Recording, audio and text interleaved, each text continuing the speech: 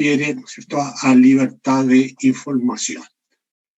Y ya habíamos señalado al terminar la sesión anterior que trataríamos en esta sesión lo que se refiere al derecho de rectificación o respuesta que está mencionado expresamente en el texto del 19, número 12 de la Constitución.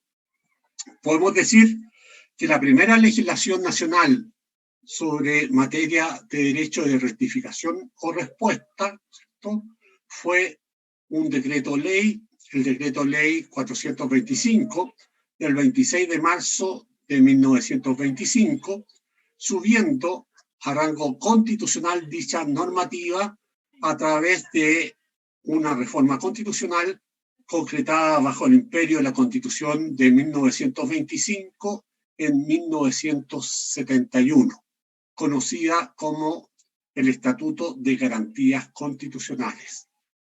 A través de dicha reforma se incluye en el artículo 10, número 3 de la Constitución de 1925 que toda persona natural o jurídica ofendida o aludida por alguna información tiene derecho a que su aclaración o rectificación sea gratuitamente difundida en las condiciones que la ley determine por el órgano de publicidad en que esa información hubiere sido emitida. Este era el texto, por lo tanto, ¿cierto?, de la Constitución de 1925, ¿cierto?, el año 1971, una vez que se incorporó dicha reforma constitucional. Profesor. ¿Sí? No ha puesto el Power, ¿lo va a poner? Ah, sí, perdona. No sé.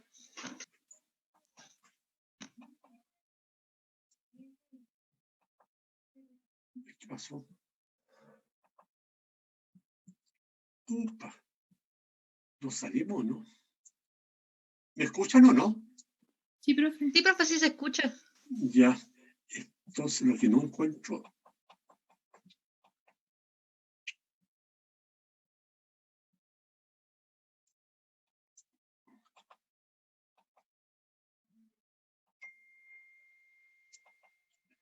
Siguen sin ver el Power, ¿no? No, sí, profe, no se ve el Power. No sé.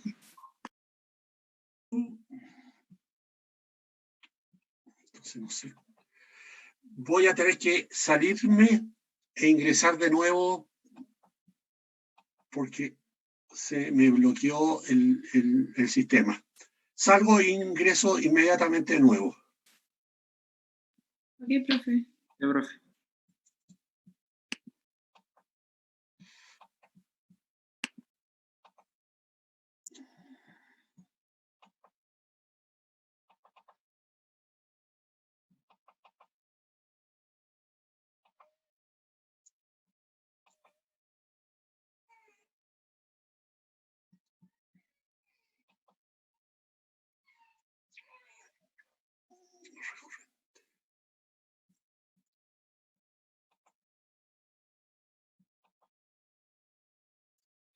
Ya estamos.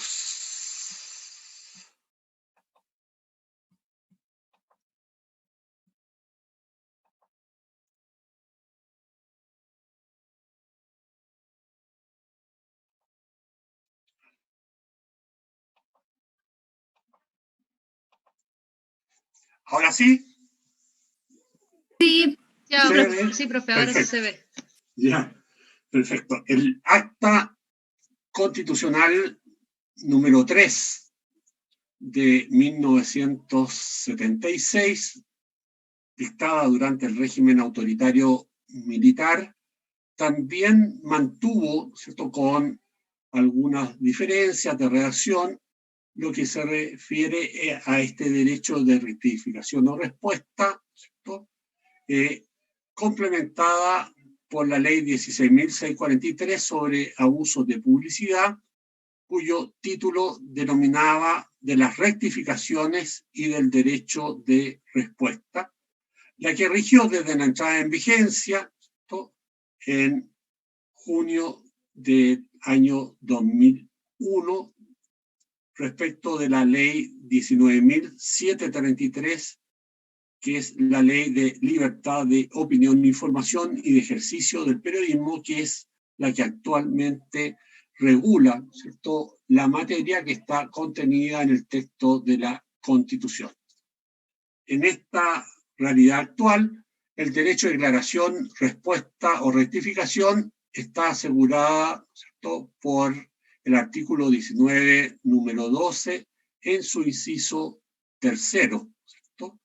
Y al mismo tiempo también se encuentra asegurada por el artículo 14 de la Convención Americana de Derechos Humanos, además de la ley 19.733 sobre libertad de opinión e información en sus artículos 16 a 21, ¿cierto?, de dicha normativa legal. El artículo 19, número 12, en su inciso tercero, nos dice que toda persona natural o jurídica ofendida o injustamente aludida por algún medio de comunicación social tiene derecho a que la declaración o rectificación sea gratuitamente difundida en las condiciones que la ley determine por el medio de comunicación social en que la información hubiere sido emitida. Cabe señalar a su vez que la Convención Americana, en el artículo 14 al cual aludimos, señala que toda persona afectada por informaciones inexactas o agraviantes emitidas en su perjuicio a través de un medio de difusión legalmente reglamentado y que se dirige al público en general, tiene derecho a efectuar en el mismo órgano de difusión su rectificación o respuesta en las condiciones que establezca la ley. Y el párrafo segundo señala que en ningún caso la rectificación o la respuesta excluye de las otras responsabilidades legales en que se hubiere incurrido.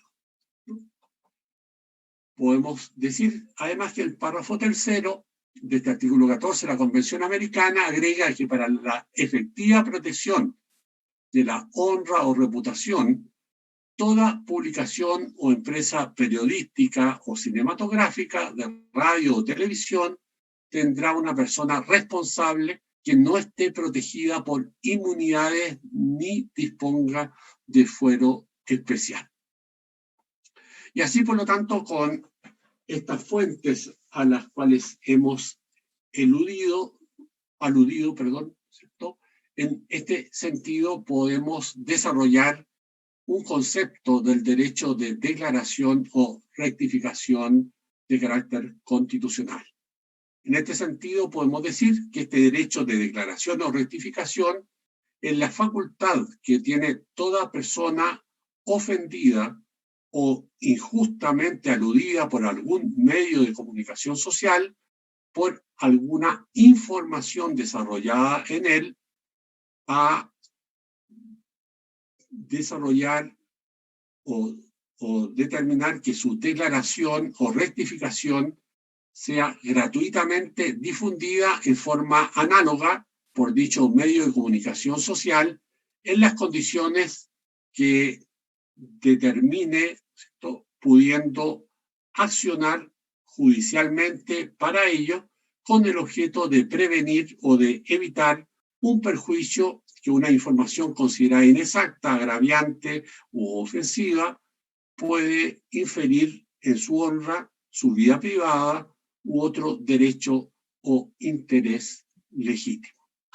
Señalado ello, podemos decir, ¿cierto?, que este derecho, ¿cierto?, de declaración o rectificación es exigible constitucionalmente, de acuerdo con el artículo 19, número 12, en su inciso tercero, como asimismo internacionalmente exigible conforme al artículo 14, párrafo primero, de la Convención Americana de Derechos Humanos, que reconoce, por lo tanto, también este derecho de rectificación o respuesta, ¿cierto?, de conformidad, ¿cierto?, con el artículo 1.1 de la propia Convención Americana, en la cual dispone que los Estados partes tienen la obligación de respetar y garantizar el libre y pleno ejercicio a toda persona que esté sujeta a su jurisdicción de los derechos, ¿no?, asegurados convencionalmente. Agreguemos que la Corte Interamericana de Derechos Humanos, en su opinión consultiva 7 del año 86, establece que si por cualquier circunstancia el derecho de rectificación o respuesta no pudiera ser ejercido por toda persona sujeta a la jurisdicción de un Estado parte, ello constituiría una violación de la Convención susceptible de ser denunciada ante los órganos de protección por ella previstos. Acordémonos que los órganos de protección, ¿cierto?, previstos por la Convención Americana de Derechos Humanos son, en primer lugar, ¿cierto?, la queja ante la Comisión Interamericana de Derechos Humanos y, si en definitiva en el procedimiento ante la Comisión no se supera, digamos, la afectación del derecho, la Comisión Interamericana pasa el caso a la Corte Interamericana, que es un órgano jurisdiccional cuyas decisiones, ¿cierto?, o sentencias son en definitiva de obligatorio cumplimiento por parte de los estados que son parte del sistema interamericano, como es el caso chileno. Señalemos también que la declaración o rectificación permite solamente, ¿cierto?, en este sentido, ¿cierto?, determinar que la información considerada inexacta, agraviante u ofensiva pueda conocer a instancias de la persona afectada la versión de los hechos, ¿cierto?, que es una versión diferente que la que el medio dio a conocer al público, ¿no?, para que el público, contrastando las versiones tanto del medio de comunicación como de la persona afectada, pueda formarse su propio juicio sobre la materia, ¿cierto?, en la cual existe la diferencia, ¿cierto?, de información. El derecho de declaración o rectificación es, por lo tanto, un derecho consubstancial al de la libertad de expresión, del cual es independientemente, ¿cierto?, de lo que son las eventuales responsabilidades ulteriores, civiles o criminales, de las cuales pueda, ¿cierto?, hacerse cargo, ¿cierto?, el medio de comunicación, ¿cierto?, posterior, de acuerdo a las reglas generales del artículo 19, número 12, inciso primero de la Constitución. El derecho de declaración o rectificación favorece, por lo tanto, la información más completa de la opinión pública mediante la presentación de la otra perspectiva de los hechos que fueron informados, ¿cierto?, por el medio de comunicación por parte de las personas que han sido aludidas, ¿cierto?, por el medio de comunicación y se consideran afectadas, ¿cierto?, por el enfoque que el medio, ¿cierto?, dio a conocer, considerándolo distorsionado, parcial, erróneo o injusto, ¿cierto?, en la información transmitida y asegurándose también, ¿cierto?, la eventual afectación de la honra de las personas que hayan sido injustamente aludidas por el medio de comunicación social. Agreguemos también dentro de esta perspectiva que la publicación de la declaración o rectificación conlleva, por el medio de comunicación que haga la publicación, ¿no?, el hecho de que no hay por parte de este medio una retractación ni tampoco un implícito reconocimiento de la inexactitud de la información difundida, sino solo, digamos, entregar el derecho a quien fuere, ¿cierto?, aludido por la información transmitida, la posibilidad de dar su propia, ¿cierto?, idea, ¿cierto?, su propia información de cómo los hechos acontecieron, digamos, y por lo tanto contrastando la perspectiva que desarrolló en un primer momento, ¿cierto?, el medio de comunicación social.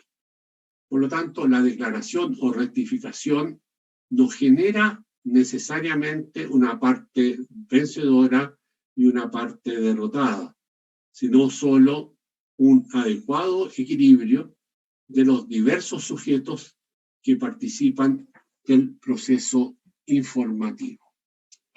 Este derecho de declaración o rectificación debe ser entendido además en su primordial virtualidad de defensa de los derechos e intereses del declarante o del rectificante, suponiendo un complemento a la garantía de la opinión pública libre que establece también, ¿cierto?, el citado precepto constitucional, ya que el acceso a la versión disidente de quien ha sido afectado por la información dada por el medio de comunicación sobre los hechos publicados favorece el interés colectivo de la búsqueda y recepción de la verdad, ¿cierto?, que este derecho fundamental protege, ¿cierto?, a través de su regulación jurídica. Cabe preguntarse entonces, ¿quién es el sujeto o las personas afectadas que pueden accionar a través de este derecho, ¿cierto?, de aclaración o respuesta? Podemos decir que la disposición constitucional del artículo 19, número 12, inciso tercero, es complementada, ¿cierto?, por la ley 19.733, la que permite afirmar que en nuestro ordenamiento jurídico se otorga la calidad de sujeto activo o demandante de declaración o rectificación a toda persona natural o jurídica que se sienta injustificadamente aludida por algún medio de comunicación social en que la información hubiere sido emitida. Agreguemos también que esta persona natural o jurídica ofendida o injustamente aludida puede actuar a través de un apoderado o mandatario. Asimismo, el artículo 20 de la ley 19.733 en análisis hace posible que en caso de fallecimiento o ausencia de la persona natural afectada, el derecho pueda ejercerlo el cónyuge o sus parientes por consanguinidad o afinidad hasta el segundo grado inclusive. Señalemos también, ¿cierto?, que en caso de las personas jurídicas debe actuar su representante legal o el mandatario o apoderado que esta persona determine. Dentro de las personas jurídicas deben comprenderse tanto las personas jurídicas privadas como las personas jurídicas públicas. A su vez, dentro de las personas jurídicas que surgen de la sociedad civil, consideramos que las asociaciones gremiales, las organizaciones sindicales, las organizaciones empresariales, etcétera, pueden ejercer el derecho cuando son afectados sus respectivos afiliados. Cabe también señalar que este derecho de declaración, respuesta o rectificación solo se refiere al ámbito de las informaciones difundidas por los medios de comunicación. Por lo tanto, no a las opiniones, ¿cierto?, que ellos puedan transmitir. La Constitución, en el inciso tercero, artículo 19, número 12, precisa que la declaración o rectificación se ejercita respecto de los medios de comunicación en que esa información hubiere sido emitida. Por lo tanto, esto deja claramente establecido que lo que se puede, ¿cierto?, rectificar, ¿cierto?, o declarar es respecto de informaciones que hubieran sido transmitidas por el respectivo medio de comunicación social. Cabe también señalar que el artículo 18 de la ley 19.733 precisa la obligación de que el medio de comunicación social debe difundir gratuitamente la aclaración o rectificación y que en el fondo, ¿cierto?, esto regirá aun cuando la información provenga de una inserción, ¿cierto?, realizado por terceros en el medio de comunicación social, en cuyo caso el medio podrá especificar un costo en que haya incurrido por la aclaración o la rectificación, la que deberá ser cancelada, ¿cierto?, por quien haya ordenado la respectiva inserción en el medio de comunicación social, ¿cierto? En esta perspectiva podemos también señalar que en el caso de informaciones publicadas en medios de comunicación social, el material objeto de aclaración o rectificación pueden ser las informaciones proporcionadas por el medio o los comunicados o las inserciones que hayan sido publicadas por el medio a solicitud de terceros. La información objeto de rectificación o aclaración puede estar concretada en títulos, en textos, en imágenes o en combinación de textos o imágenes, ¿cierto?, donde se explicita o implícitamente se genera la ofensa o la injustificada alusión de la persona, ¿cierto?, afectada. De acuerdo con las normas jurídicas ya señaladas, queda claro que el objeto de la declaración, respuesta o rectificación puede referirse solamente a las informaciones difundidas por el medio de comunicación social, descartándose la declaración o rectificación de opiniones. En este sentido, también hay jurisprudencia de la Corte Suprema, ¿no?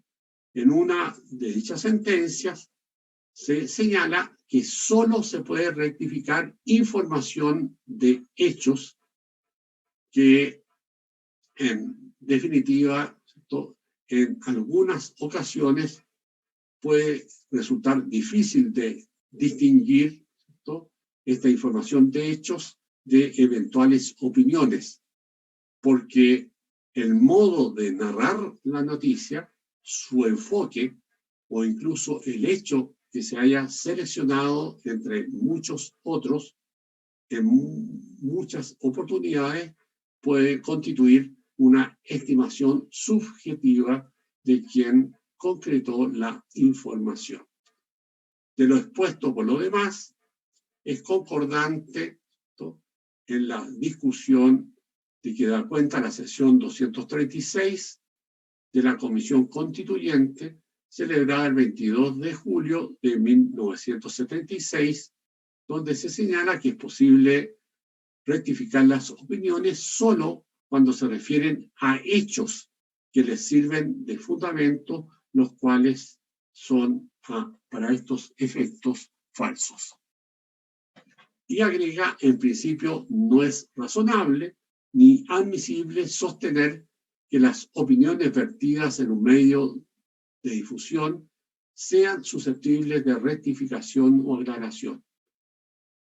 En la más elemental lógica, no puede atribuirse a la crítica el carácter de falsa información, la cual proviene fundamentalmente de discrepar de las opiniones contrarias que tienen un distinto punto de vista, pero en principio no resulta lógico jurídicamente y tampoco admisible la pretensión de rectificar tales juicios, salvo que se verifiquen los supuestos que se examinan, dice la sentencia, en el considerando siguiente. Y agrega que lo susceptible de ratificación solo pueden ser los antecedentes que se entregan con visos de verdad o de objetividad, porque es precisamente esta apariencia, ¿cierto?, que en definitiva es lo que permite que las personas cuestionen la información ante las formas que han sido empleadas, lo que produce convicciones eventualmente erróneas en los destinatarios y puede lesionar el honor o la honra, cual es el caso de Autos. En efecto, en la especie, lo difundido fue inequívocamente una farsa que no estaba encaminada a informar acerca del querellante, representación que por su propia naturaleza no puede ser rectificada, quedando únicamente sujeta a las cautelas penales previstas para la honra o el honor, dice la Corte de Apelaciones en esta sentencia 34439 del año 2004 sobre la materia. Por lo tanto, las informaciones susceptibles de respuesta respecto de datos e informaciones que pueden ser examinados respecto a su corrección, exactitud o integridad y cuya decisión sustancial no es la mera manifestación de una opinión personal. A su vez, el artículo 19, inciso segundo de la ley 19.733, supera las dudas que pudieran haber existido en la materia al precisar que las aclaraciones y las rectificaciones deberán circunscribirse en todo caso al objeto de la información que la motiva.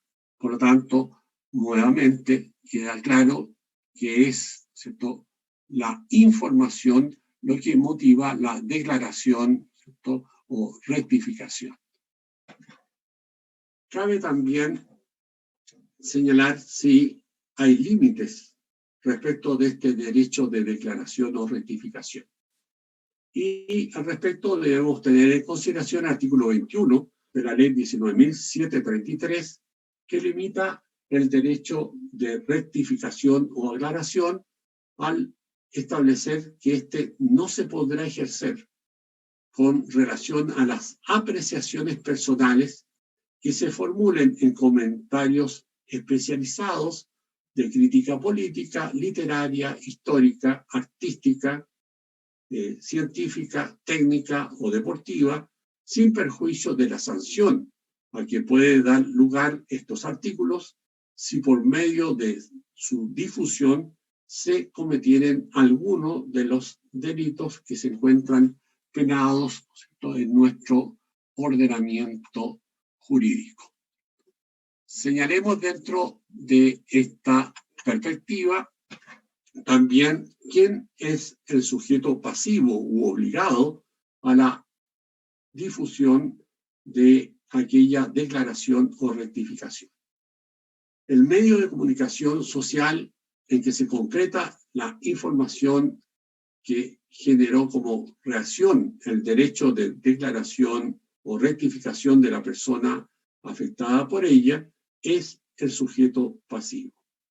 Esta información se desprende claramente del texto constitucional en su artículo 19, número 12, inciso tercero, el que precisa que la declaración o rectificación debe ser gratuitamente difundida por el medio de comunicación social en que esa información fue emitida. Por lo tanto, es el medio de comunicación social en la cual fue, ¿cierto?, concretada la información, el sujeto pasivo, ¿cierto?, de el derecho que tiene la persona que realiza la aclaración o declaración o rectificación, ¿no? El que debe publicarla. A su vez, podemos decir que lo mismo se establece en el artículo 14 de la Convención Americana sobre Derechos Humanos en su inciso primero, donde se establece que el artículo, ¿cierto?, determina que la persona afectada o agraviada tiene derecho ¿a qué? A efectuar por el mismo órgano de difusión que realizó la publicación primera, ¿cierto?, su rectificación o respuesta en las condiciones que establezca la ley. Por lo tanto, tanto la Constitución como la Convención Americana de Derechos Humanos determina que el sujeto pasivo es el medio de comunicación social a través del cual se emitió, ¿cierto?, originalmente la información sobre el hecho, ¿cierto?, que ocasionó, ¿cierto?, en este sentido, ¿cierto?, el derecho de respuesta, aclaración o rectificación de la persona afectada. En este sentido, la ley 19.733, en su artículo 16, precisa que la declaración o rectificación se ejerce respecto del mismo medio de comunicación social en que esa información hubiere sido emitida. Dicho medio de comunicación social, aclara también la ley 19.733, es el que tiene la obligación de difundir gratuitamente la aclaración o rectificación de la información que la motiva, aun cuando provenga de una inserción. ¿Qué vamos a entender por medio de comunicación social? En este sentido, la ley 19.733, en su artículo segundo, precisa, ¿cierto?, que los medios de comunicación social son aquellos medios aptos para transmitir o difundir o propagar de forma estable o periódica a través de sonidos o imágenes destinados al público bajo cualquier soporte o instrumento utilizado. Así, los sujetos pasivos pueden ser, por lo tanto, diarios, pueden ser radios, pueden ser periódicos, pueden ser estaciones de televisión, ¿no?, de circuito cerrado, agencias informativas, ¿no?, noticiarios concretados a través de cines o de cualquier otro soporte e instrumentos. Señalemos también que en este sentido la ley 19.733 también regula las condiciones y modalidades bajo las cuales se hace ejercicio del derecho de declaración, respuesta o rectificación. En tal sentido, vamos a encontrar que esto se concreta en la ley en los artículos 18, 19 y 20, todo ello de acuerdo también con el artículo 14 de la Convención Americana de Derechos Humanos, que entrega al legislador interno las condiciones de ejercicio de este derecho, ¿cierto?, de declaración o rectificación en su respectivo ordenamiento jurídico.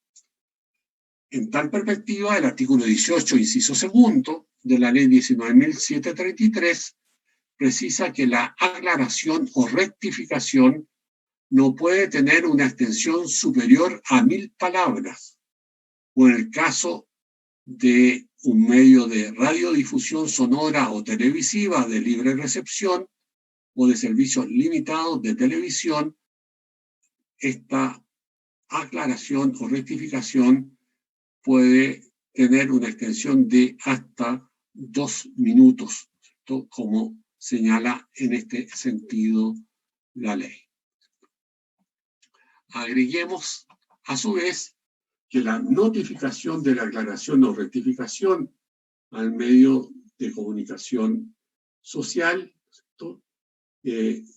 ¿A quién debe dirigirse esa notificación?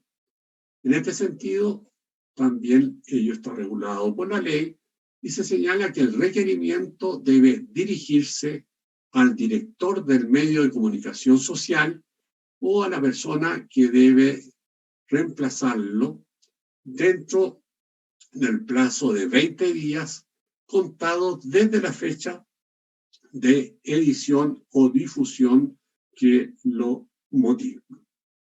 El interesado lo notificará por medio de una cédula que contendrá integralmente el texto de la aclaración o rectificación, la que será concretada por un receptor a simple solicitud del interesado, según discurre el artículo 18 de la ley, tanto en sus incisos tercero como cuarto.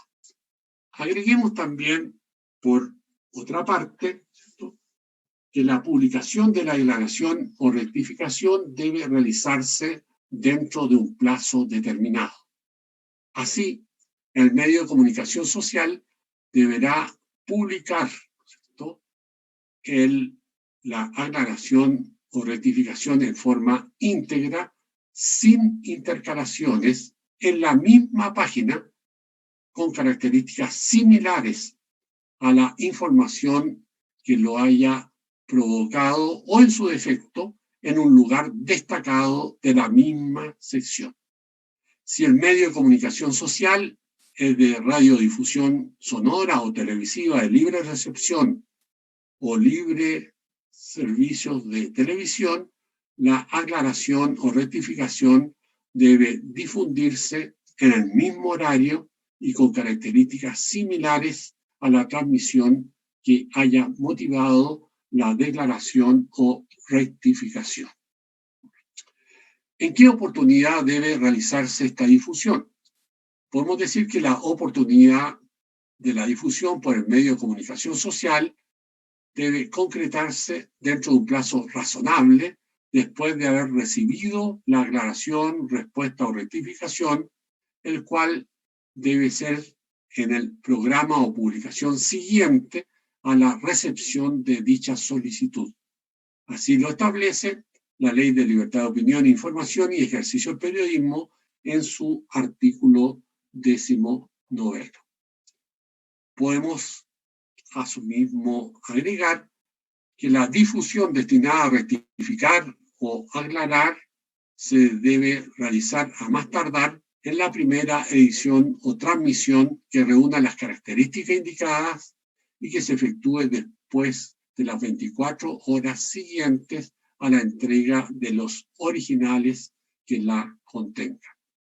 Si se trata de una publicación que no aparezca todos los días, la aclaración o la rectificación debe entregarse con una antelación de a lo menos 6 días o de al menos 2 horas, ¿no es cierto?, si se trata, ¿no es cierto?, de este tipo de medios de comunicación. El director del medio de comunicación social no puede negarse a difundir la aclaración o rectificación, salvo que ella no se refiera a la información que la motivó o tenga una extensión superior a la extensión que ya está determinada, ¿cierto?, por el cuerpo legal al cual hemos hecho relación, o suponga la eventual comisión de un delito, como dispone el artículo 19 de la Ley de Libertad de Opinión e Información. La ley establece, asimismo, que se presume la negativa a difundir la aclaración o rectificación si no la hace en el lapso antes indicado y no la difundiere en los términos antes señalados. Desde esta perspectiva, por lo tanto, cabe también señalar que está regulada la réplica. En este sentido, si el medio de comunicación social realiza nuevos comentarios sobre la declaración o rectificación efectuada, tendrá el derecho a una réplica de acuerdo con las reglas antes señaladas, ¿cierto? Quien en definitiva realizó la aclaración o rectificación. Cabe también preguntarse cuáles son las limitaciones a este derecho de ratificación o aclaración. Y podemos señalar que el derecho de declaración o rectificación no puede ejercerse de acuerdo a lo que dispone la ley respecto de las apreciaciones personales que se formulen en comentarios especializados, como ya señalamos, de política, de carácter literario, histórico, artístico, científico, técnico, deportivo, sin perjuicio de la sanción a que pudiere dar lugar estos artículos si por medio de la discusión se cometiere o de la difusión se cometiere alguno de los delitos penados, ¿cierto?, en esta ley. ¿Cierto? El conocimiento y la resolución de las denuncias por denegación del derecho de aclaración o de rectificación, ¿cierto?, corresponden al tribunal competente. ¿Y quién es para estos efectos el tribunal competente? ¿No? En este sentido, el tribunal competente será el tribunal con competencia en lo criminal del domicilio del medio de comunicación social. ¿No? ¿Cuál es el procedimiento de la denuncia? El procedimiento indica que la denuncia debe señalar con claridad la infracción cometida por el medio de comunicación social, los hechos que la conforman, adjuntando los medios de prueba que los acrediten en caso de ser necesarios. El tribunal competente dispondrá que la denuncia, ¿no?, notificada por medio de cédula, que le será entregada al director del medio de comunicación social o a la persona que legalmente lo reemplace, se debe hacer en el domicilio legal, ¿cierto?, constituido por el medio de comunicación social. ¿Cuál es el procedimiento de la denuncia? El procedimiento de la denuncia indica que el medio de comunicación social denunciado debe presentar sus descargos dentro de 3 días hábiles, adjuntando los medios de prueba que acrediten los hechos en los que esos descargos se fundan. La sentencia definitiva será dictada por el Tribunal Penal dentro del 3er día de vencido el plazo antes señalado. El procedimiento de la denuncia, ¿cierto?, sigue con la sentencia definitiva que dicta el Tribunal Penal, el cual es apelable en ambos efectos, que debe concretarse en el plazo fatal de 5 días contado desde la notificación de la parte que la entabla, debiendo contener los fundamentos de hecho y de derecho en que se apoya y las peticiones concretas que en definitiva se formulan. Deducida la apelación, el tribunal elevará de inmediato los autos a la Corte de Apelaciones, la que resuelve en cuenta sin esperar la comparecencia de ninguna de las partes dentro de los 6 días hábiles siguientes a la fecha de ingreso del expediente en la Secretaría del Tribunal. La sentencia puede acoger o denegar la pretensión, ¿cierto?, de quien la formula. En la sentencia en que el tribunal acoge la pretensión, ordena publicar la aclaración o rectificación o corrección, fijando un plazo para ello, que puede también esa sentencia adicionar una multa de 4 a 12 unidades tributarias mensuales. Consideramos, como es obvio, que el tribunal puede rechazar en la sentencia el derecho de declaración o rectificación si ella no dice relación con los hechos informados o si en la declaración o rectificación tuviere un claro contenido injurioso o de carácter calumnioso. Podemos también señalar cuál es la sanción que eventualmente recibe el medio de comunicación social por incumplimiento de la sentencia definitiva. En este sentido, si se encuentra ya ejecutoriada la sentencia, el medio de comunicación social debe publicar la aclaración o rectificación dentro del plazo señalado por el tribunal. El director del medio de comunicación puede ser sancionado con una multa de 12 a 100 unidades tributarias mensuales y podrá decretarse, en tal caso, ¿cierto?, la suspensión inmediata del medio de comunicación social.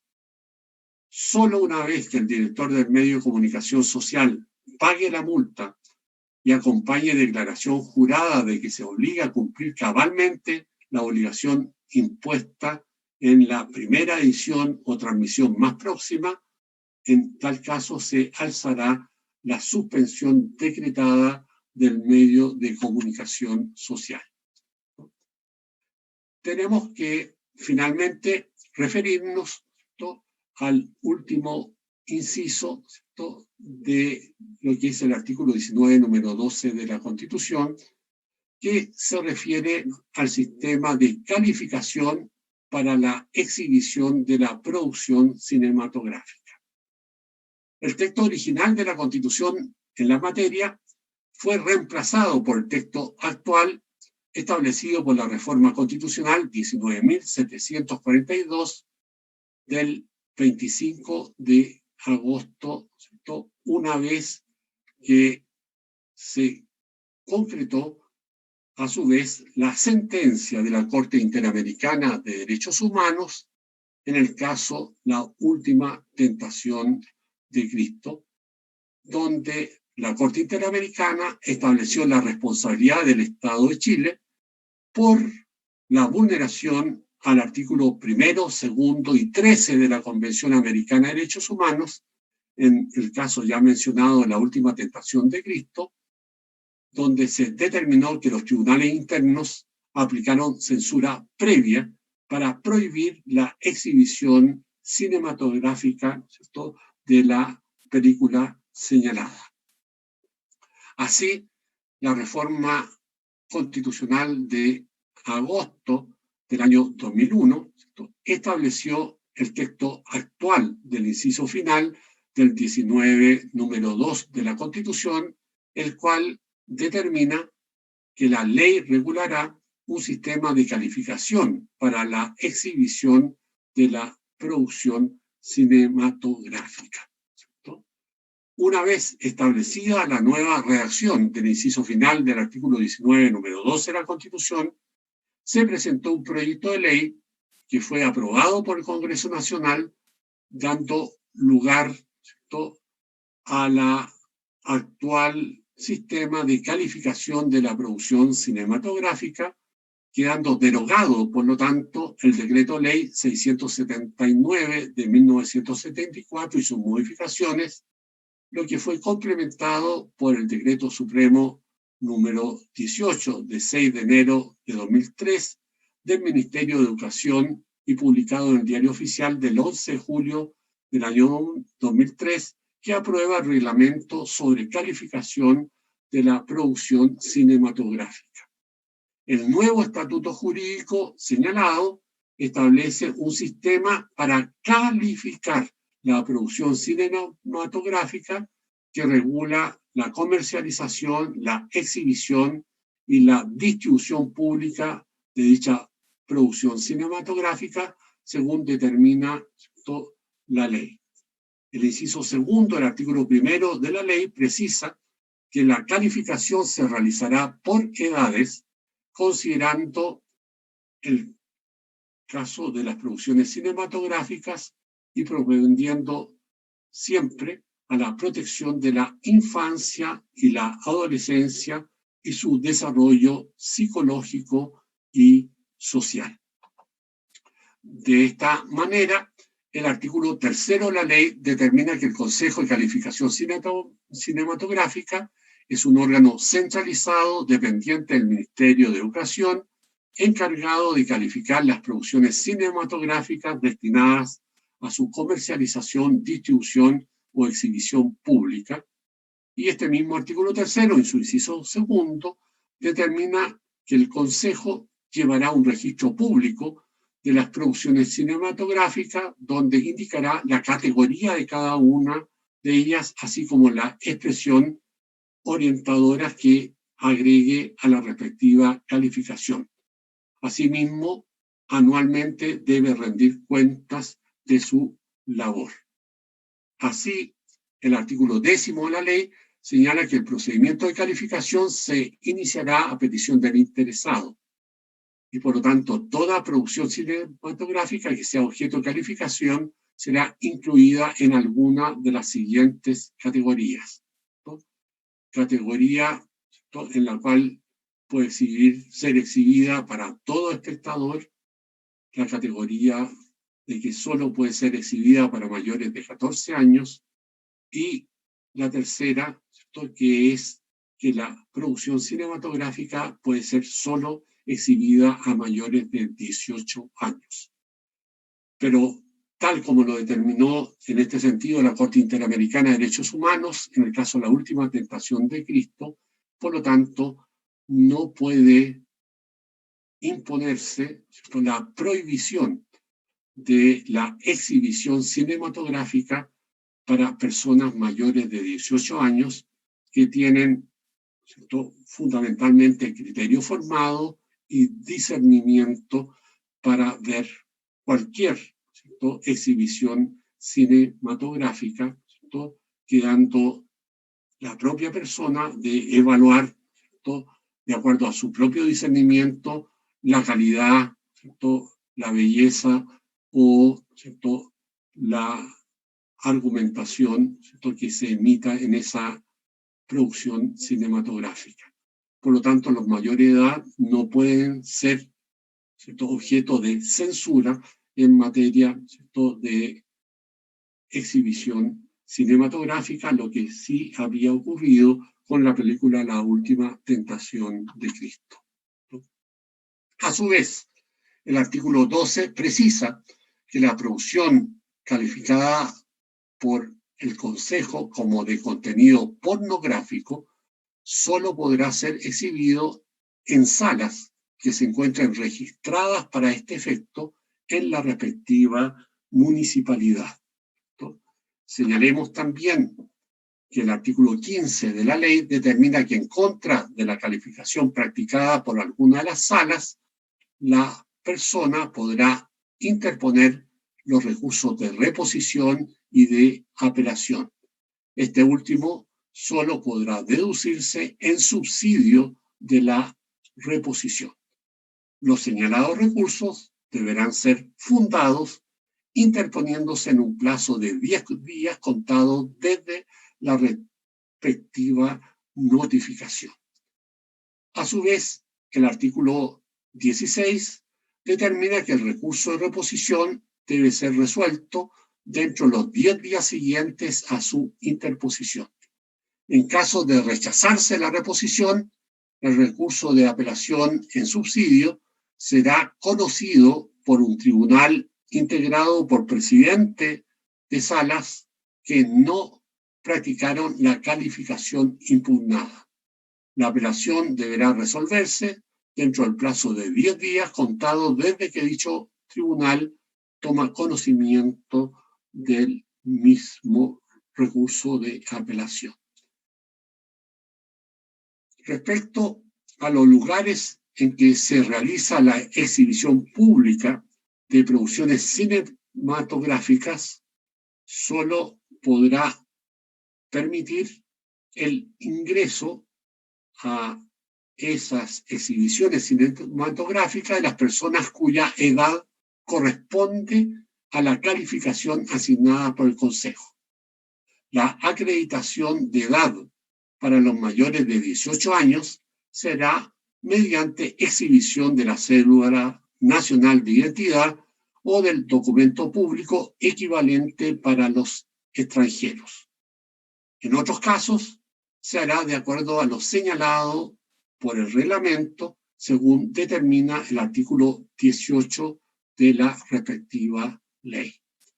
A su vez, el artículo 20 de la ley precisa que siempre que en una misma función pública se exhiban 2 o más producciones cinematográficas cuya calificación sea diferente, deberá permitirse únicamente el ingreso a personas cuya edad corresponda a la calificación cinematográfica más restrictiva.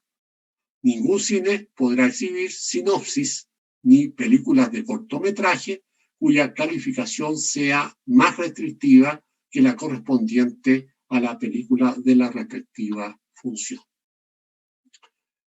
Así, conforme a esta nueva regulación constitucional, legal y reglamentaria, quedó abolida en nuestro Estado, ¿cierto?, chileno la censura a la exhibición de la producción cinematográfica, siendo ella reemplazada así por un sistema de calificación para dicha exhibición, ajustándose a los estándares de respeto y aseguramiento de los derechos humanos y fundamentales, cumplidos con las medidas de reparación que en su momento determinó la sentencia, ¿cierto?, de la Corte Interamericana de Derechos Humanos en el caso de la última tentación de Cristo.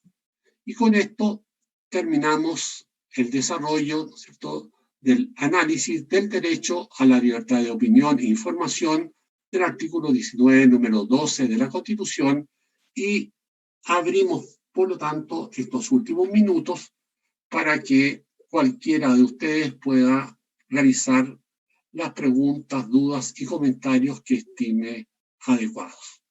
Se ofrece, por lo tanto, la palabra, ¿cierto?, para sus preguntas, dudas, comentarios y opiniones.